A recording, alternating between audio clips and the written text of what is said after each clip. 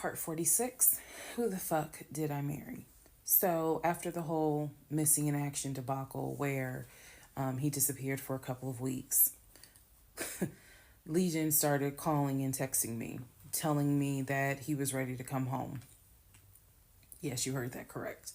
So, apparently, someone had told him that legally he did not have to leave the house when I kicked him out because it was a marital home and he had just as much right to be there as I did. So he started harassing and calling the shit out of me. He was calling, 30 times in 1 hour. He was Facebook Messenger calling me. Let me be clear. Facebook Messenger calling me. He was calling me so much. He was messaging me saying, I'm coming home. I'm going to get some money and drive up from Augusta. You have to let me in the house. It's not fair what you're doing. All this other bullshit. It was non-stop. He would start calling at 7 o'clock in the morning. He would not stop calling until 10 o'clock at night. He was calling so much, leaving messages, like I said, just straight up harassing me. So I reached out to attorney friends. I reached out to local law enforcement.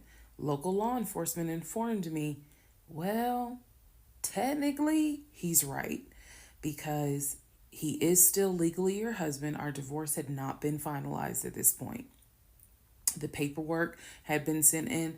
I was just waiting on the judge to give me her signature, but it hadn't happened yet. So the local law enforcement did tell me if he comes back, our officers would have to let him in the house. You don't have to stay there. They gave me different options. I was trying everything in the book because he is saying I'm coming back to the house. I told him, do not come. You were not welcome. I'm not letting you in the house. Again, the locks had been changed. The code had been changed. So I told him, if you come to this house, step foot on this property, I'm calling the police and getting you arrested for trespassing. You should know about that. He was adamant. He was adamant that he was allowed back in the home. He didn't know the conversations I had with local law enforcement, but somebody was in his ear telling him, nah, you can go home because she's not allowed to kick you out. Okay. So I didn't know when he was scheduled to come because he was trying to get the money for the gas to get back to Clayton County. I tried everything I could. Basically, what my options were simple. Let him in the home, and I can stay in the home, put him in a room, just have no dealings with him. But again, I don't want to be under the same roof with him. This is what the local police told me. I could have an officer go room to room and let his body cam film the room to see the condition of the house. And if Legion showed up, I would leave the house. I can go to a family member's home and stay there. This is literally in August, right before my lease is up. So I was already moving. I had already secured another home, did exactly what I said I was going to do, moving to Cobb County. So I just needed a couple of weeks before I vacate the home. So the other option was, again, have the officer film the home with the body camera. That way it shows what the condition of the home is at the time that he moved in. So if anything gets messed up, I can sue him. What am I going to sue him for? But nevertheless, or the third option is I can stay there with him, make life miserable. So my plan was the option of have them film the home. I was not staying in the same house with him. I didn't care. Also, there was no guarantee, and I told the officer this, look, if y'all allow him to stay in this house, I am telling you by tomorrow morning, every utility in this house will be off. He will have no running water. He will have no air condition. This place will feel like a sauna. Officer kind of chuckled and was like, again, ma'am, this is one of those domestic situations. He is allowed in the home. Okay. So again, I had no idea when he was coming. I was on pins and needles. every day. I'm seeing the phone ring, like I said, about 30 times every hour. I'm seeing the messages. I'm seeing this. I had reached out to a police captain, I had reached out to the chief of police. I was trying to get all kinds of help. Like, it ain't what you know, it's who you know. So he eventually tells me, I'm going to be there on Wednesday. This is just an example. I'm going to be there on Wednesday. I had been calling a police captain who was really gracious, really kind, and was trying to help me because I was like, bro, I just need 2 weeks and I'm out of this house. And we already knew he legally could not go to the new house. I was trying to see if I could move in early to the new place. The landlord was like, I really can't let you. So I felt like I was running out of options. He's saying he's coming. He's saying he's coming. He's adamant he's coming. I guess somebody felt sorry and gave him some gas money so he could drive from Augusta up to Clayton County. So the day before all this goes down, the police captain called me and he informs me that they ran his name through GCIC, which is a database that law enforcement agencies use. Turns out he has a warrant for his arrest. So the police captain says this changes everything. If he shows up to the house, don't do anything, call us. I will have officers to your home and they will simply arrest him. So, I know that this is a short part, but I'm going to dedicate the next part to what happened when he showed up to my house. Part 47, who the fuck did I marry? So, here's what happened. This was mid-August. Went to work as usual. It actually happened on a Friday. I had to look at the dates. It happened on a Friday. Went to work. Still, he was calling me, texting me, messaging me that he was on his way. And so I was a bit on pins and needles all day. I was dreading going home, and that is a horrible feeling, to dread to go home. So he had called me and said that he was at the house in the driveway. I guess he had to use the restroom, so he decided to go to the Walmart up the street to go use the bathroom. I wasn't answering phone calls. I wasn't answering text messages. I simply called the police captain. I said, hey, he's saying that he's at the house. The police captain himself drove by the house, but I believe he drove by the house when Legion went to Walmart to use the bathroom. So the police captain was like, I don't see anyone there, but again, when you get home, if he is there, do not engage, call us. Okay, no problem, because I got you on speed dial. So I go home. I'm on the phone with both my mother and my aunt on a 3-way call. They're both like, oh my God, what do we need to do? I drive into my subdivision. What he did not know was that he had backed into the driveway up against the garage. Normally, I park my car in the garage. But what he didn't know was that at the time, I was driving a fleet car. So I wasn't even in my normal car. And I know that he was waiting to see my car, the Nissan Altima that he helped get, pull in to the subdivision and then pull in towards my townhome. That didn't happen. Because I'm in a different car, he didn't recognize it. So when I turned onto my street, as sure as it is hot in Georgia in the summer, that man was sitting in the driveway in his Ford Taurus. Okay?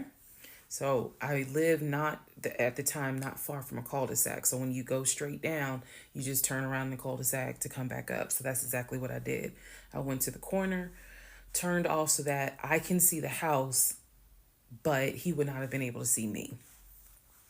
I went ahead and called 911. I was very calm, told them exactly what the captain had told me to say. I was like, my name is, the address is, I need police here because my ex-husband is here. He is not supposed to be here. And I feel as though I am in danger. She said, okay. She, again, regular phone call. She said, we're dispatching police to your home. As soon as I hang up, I then call the police captain. He immediately answers the phone. He says, we just got the call. I'm sending 4 officers your way. Okay, good. Get off the phone, call my mom and my aunt back because they were both like, call us back.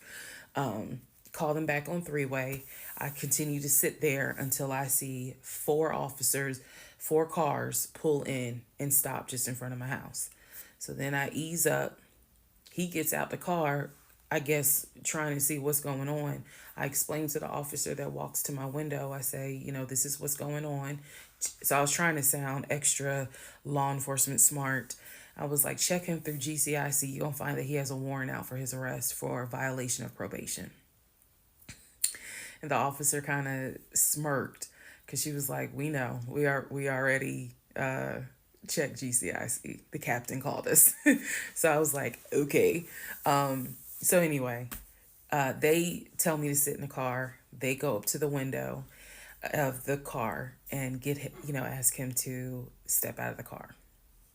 He does. When he stepped out the car, I was like, oh my God. I hadn't seen him since the end of June when I met him at the UPS store. And he looked bad then. He was still in the same clothes. When I told you guys when I met him, he was like a size 3X. What got out of the car was easily a medium or large. Easily. That is how, and it makes sense because, he probably wasn't eating. Let's set for somebody gave him $6 for chicken nuggets. But what got out of the car was something I didn't even recognize. So he gets out of the car, they arrest him. There was no incident or anything like that. He was arrested peacefully. They put him in the back seat. My neighbors are all looking like, what is going on? And so the officer comes up to me and she said, he's asking to speak to you. Do you want to speak to him? I said, yeah. So she walks with me. Keep in mind, she's wearing a body cam. So she walks with me to the window. They put the window down. And I remember looking at him. I was like, I told you not to come. And he said, I just wanted to get my stuff. I just wanted to get the TV. I said, what TV? The TV that you gave me in the divorce? And he was like, yeah, that TV. And I said, it's mine. You gave it to me. I have the fucking text messages proving that you gave me the TV. And I'm trying not to scream because the neighbors are all watching. And he was like, I know. I just needed my stuff. I'm sorry. I'll never bother you again. I'm sorry. And so I look at the officer and I was like, you have me out here with 4 fucking police cars. You have embarrassed me to no end. You have made a fool of me. And you got the audacity to now be like, I'm sorry. I'm like, fuck, you're sorry. So the officer was kind of like, okay. I said, I never want to see you again. He was like, you won't. I'm sorry. I'm so sorry. So I walk off. The officer is like going through the stuff that was in his wallet. They took it out and put it on the roof of the car. So the stuff that was in his pants, like his wallet, his keys, they put it on the roof of the car when they had him get out the car. And so she's just like, I said, did you catch all that on body cam? And she said, yeah. I said, he gave me the TV. And she said, yeah. She's like, we're going to take him in and we'll have somebody look at him because in her words, she said he's definitely having a mental episode right now in the back seat. And I just shrugged and I was just like, my God, I just said, I just want to be done with him. I just want to be done. And so she was like, I understand. I totally get it. So his car is in my driveway. The keys and everything are They took it with them because I guess since it was on him, they took it with them for processing at the jail. I think that's how that works, because I didn't see the wallet or the keys afterwards. So at this point, 4 officers leave. I go into the house. Everything's peaceful and calm. A few minutes later, I go outside to check the mail. What's in the mail but a letter from the court? I open it up. I go into the house because, again, it's hot. I had my wig on. My head is all sweaty and stuff. I'm just angry and just angry. That raised my blood pressure. So I go in the house. I sit on the steps inside the house and I open up the mail from the judge. And it's my final divorce decree. And I'm smiling right now. But y'all, when I got that divorce decree sitting on the stairs, I broke down into ugly Oprah tears. I broke down. It was as if a year worth of weight came off of me. I broke down, and I mean, I wailed. I broke down. I broke down so bad. Next part. All right, part 48. Who the fuck did I marry? So after I finished breaking down, wiped my tears, and his car is still in the driveway. I couldn't park in the driveway. So I called the car company. I had called the car company once before when he went missing for those 2 weeks to ask them if they maybe had a tracker on the car and could track it. And the nice gentleman informed me that the tracker had not been giving a signal off for about 5 months. So he wouldn't really give me details on the car, but obviously the car payment was not being made on that car. It had not been made on that car for quite some time. So he and I split in June, but apparently the car payment wasn't made long before June. Can't speak to that, but he still had the car. So, called the car company. I told them, I understand that y'all are looking for this Ford Taurus. And the lady said, yes, or you can make a payment. I said, no, y'all can come get it. Here's the address. When do y'all want to get it? And she said, well, I can have a driver come get it tomorrow morning. I said, no problem. That car will be ready for you to get it tomorrow morning.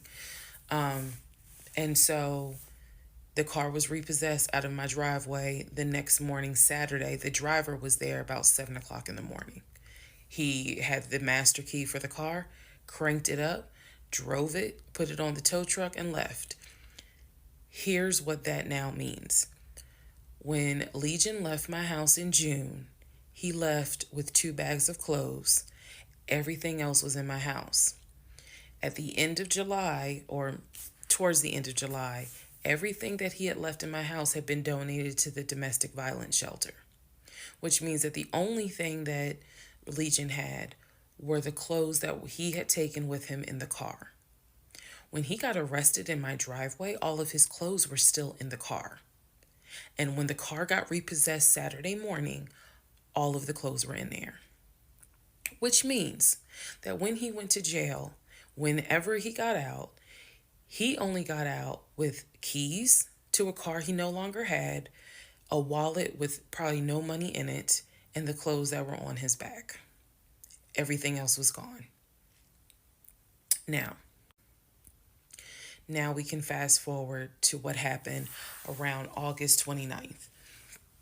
So I was scheduled to move August 31st. Remember, I'm moving up to Cobb County. We had been checking the court documents. He had a court date scheduled for around August 29th or August 30th. I don't remember the exact date. The court time was supposed to be around 9 o'clock in the morning. My mom was watching the court filings online. And according to her, because I missed it, they showed him on the screen because this was still during Zoom. They showed him on the screen, and then he was ushered out of out of the court into like a back area, and an attorney spoke on his behalf. Between the time that he had been arrested and the time of the court date, I had never in my life slept so good. Truthfully, never slept so good. I was officially divorced. I had no ties to him. There was nothing in the house of his there was nothing of his that was still in the house. I felt free. So, when the court date happened and my mom told me what she saw on the Zoom, I was confused. Is he getting out? Is he having to serve time? What's going on? I called the courts. I tried to speak to his attorney, and his attorney had a horrible attitude and was like, "Why are you calling me?" And I informed him, I said, "Look, I'm a bit afraid of this man. So can you please just tell me if he is being released, or is he going to be kept, or if he is going to be sentenced to a longer jail term?" He said no, he's not being kept in a longer jail term because the warrant had expired. So when the police arrested him, yes, it was a valid arrest, but the warrant had expired. So I believe the warrant had expired like 6 months earlier, but of course it wasn't put in the system. Which means that if the court date is August 29th, he's going to be released August 29th or August 30th. I'm moving August 31st. So my mom was just like, please just spend the night at your aunt's house. Like, just spend the night at your aunt's house, then go back to the house during the day. The movers will be there, and then just move. So that's exactly what I did, because there was concern that he would get out of jail angry and catch a Uber with no money and come back to the house, either for retaliation or because he's just in a fucking manic mode. And so that's where he went. I really didn't want to take any chances. It's just that simple. I did not want to take any chances. I knew that at that point, legally, the law's on my side. Y'all are divorced. You have no reason to be at this home. I knew that that's what the police would say. But I wasn't 100% sure, because truthfully speaking, I did not know this man. We can make all the jokes we want. I did not know this man. I thought I knew him, but you never really know a pathological liar. So, needless to say, he got released August 30th. I went to my aunt's house for the night. August 31st, I went back to the house. The movers were there. They packed me up, and we got out of there so quick. I think they packed me up in about 2 hours. I honestly told them, there is extra money in this if you guys can get me packed up, meaning loaded up onto the truck, because everything was packed. But I explained to them, this is a domestic situation. I need you guys to move quickly. When I moved out of that house on August 31st, anything that Legion touched, I got rid of. I sold the furniture. I sold dining room tables. I donated plates, glasses. When I tell you, I moved out and I started over. I completely purged my life. Completely started over. I mean, I was not willing to take a single item into my new home that reminded me of him. From the dishes in the kitchen to the towels in the linen closet. When I tell you Amazon and Ross were my best friends, I mean they were my best friends, because I could not fathom moving into a new home, a new space, with anything that reminded me of him. I sold the bed, got a new bed. If he had bought me clothes, I got rid of them. If he bought me shoes and purses, okay, I kind of kept the heels. But everything else I got rid of. So I completely purged my life. Completely. Started over from the bottom in terms of just the move. I could not take any piece of him with me. Could not. Part 49, who the fuck did I marry? So after the whole, I moved and I started over, basically, completely started over.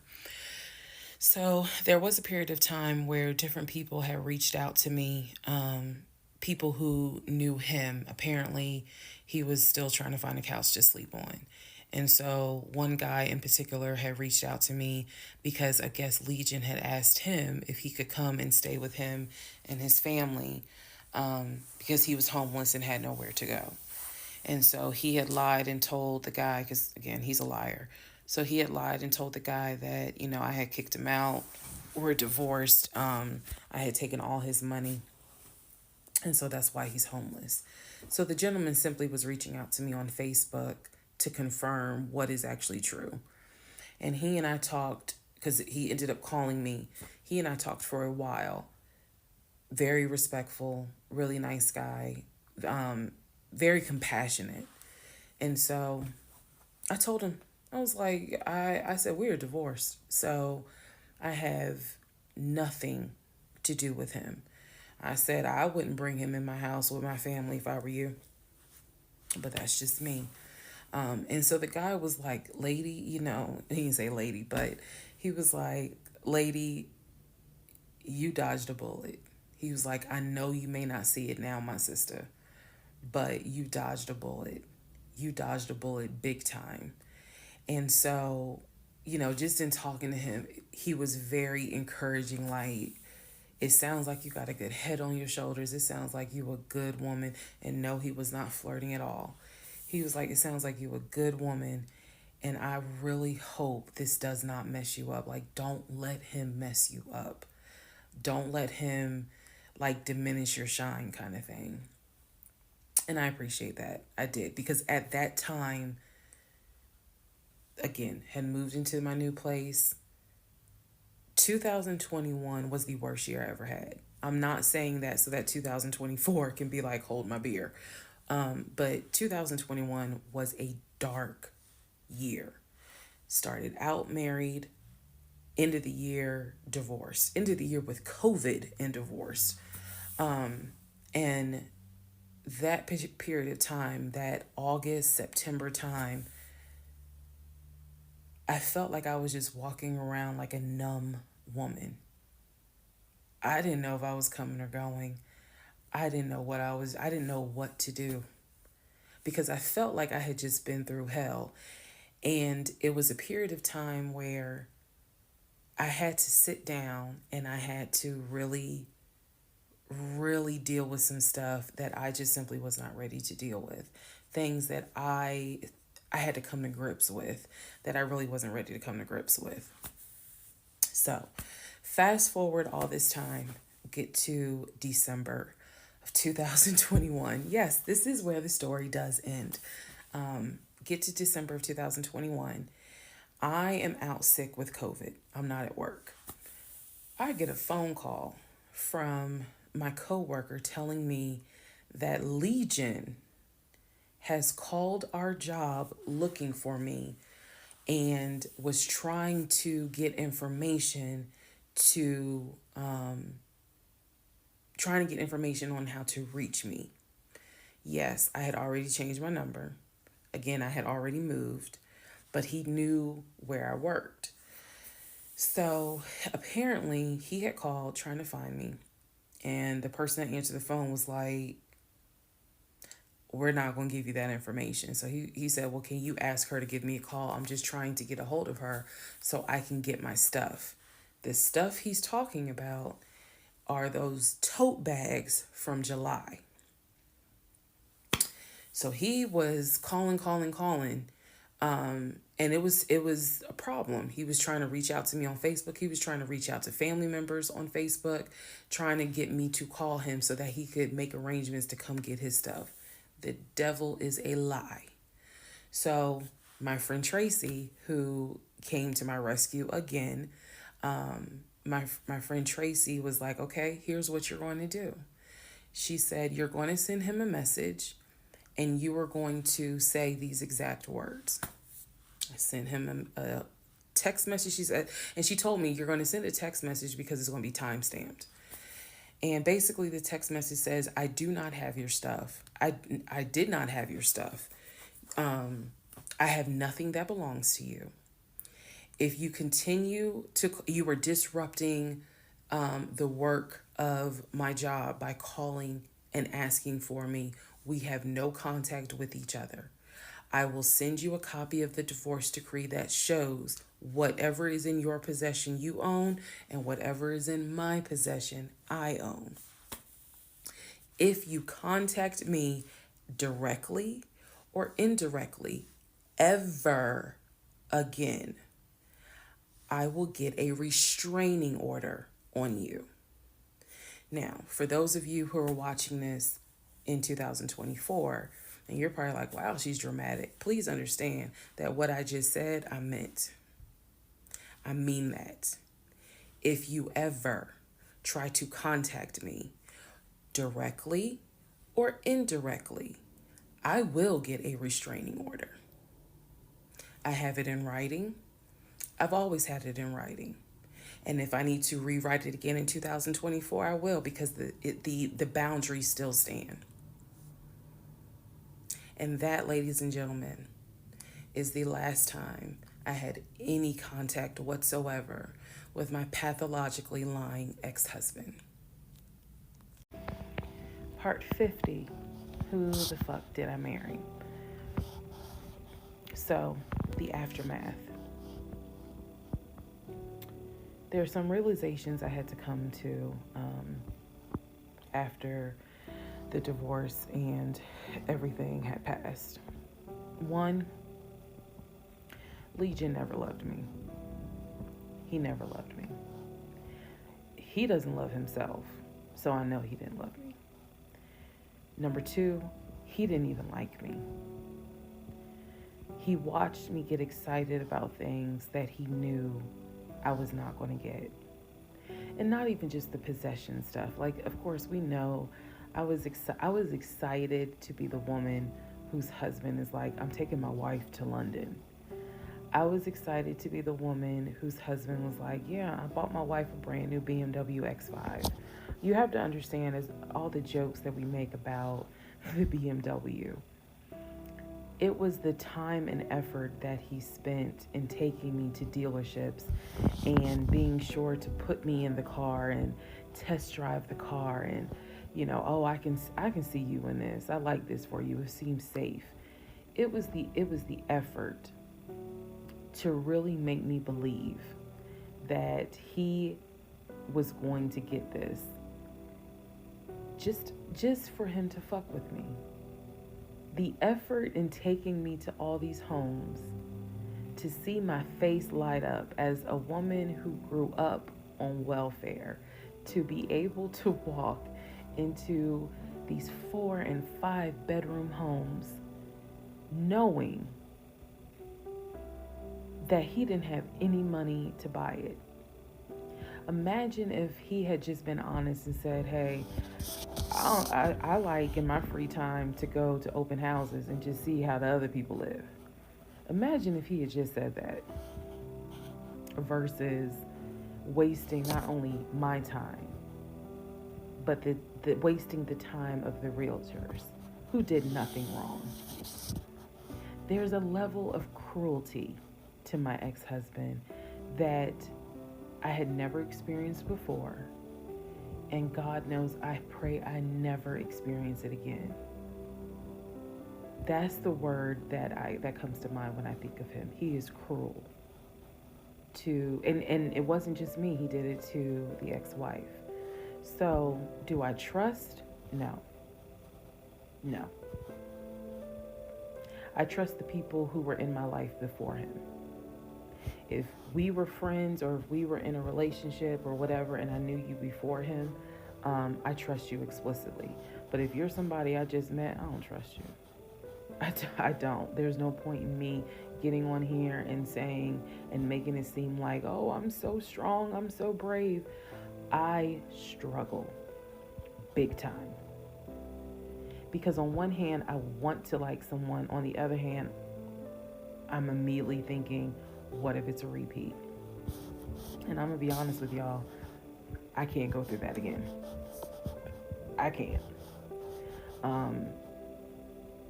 Every single thing in our relationship was a lie. It took me a while to realize every single day this man lied to me. Every single day he lied to me. Every conversation he had was a lie. I will never know how much he lied to me. I'll never know. I've made my peace with it. I will never know how deep it really truly goes. I only know what I experienced, and I only know what God allowed me to see. But I'm willing to bet that there's a lot I still don't know. When people say, oh, you dodged a bullet, like you just, and I've read a lot of the comments on this, and people have sent me a lot of the comments. And so I need to make one thing very clear. I am fully aware I dodged a bullet. I am so grateful to my God that I did not have that man's child. I'm sorry if that offends some of you, but it's the truth. I'm grateful that we didn't buy a house and that I'm not financially tied to him in any way, shape, or form. But I am also grateful for the fact that there are things about my ex-husband that I discovered in terms of how he is when it comes to other women. And I'm grateful that God has kept me and protected me. That's all I'm gonna say. So when I started out making this series and I made the decision to tell my story, my motive was I just want to help one person. If there is a woman out there who's like, God, I want to be married and I met this guy and something don't seem right, but maybe it's not that bad. My advice is, honey, just go ahead and do your research, because I can honestly tell you, being single sucks, okay? In my opinion, sometimes it sucks, but being married to the wrong person is a type of hell no one should have to go through. You should not have to be married to someone that does not like you. You should not have to be married to someone that doesn't even love you. And I know what that is like. I know what it's like to be told, hey, babe, I love you. And yet, I swear, I think that man sat back in the recliner with his WWE Championship Roman Reigns belt and laughed his ass off at me every day. Like, damn, she really believed that. Ha, ha, ha, ha, ha. I do. I really do think that. My radar was broken because I am an intelligent woman, and I know that I know better. And I still sometimes ask myself, how the fuck did you let this happen? How did you let this be your story?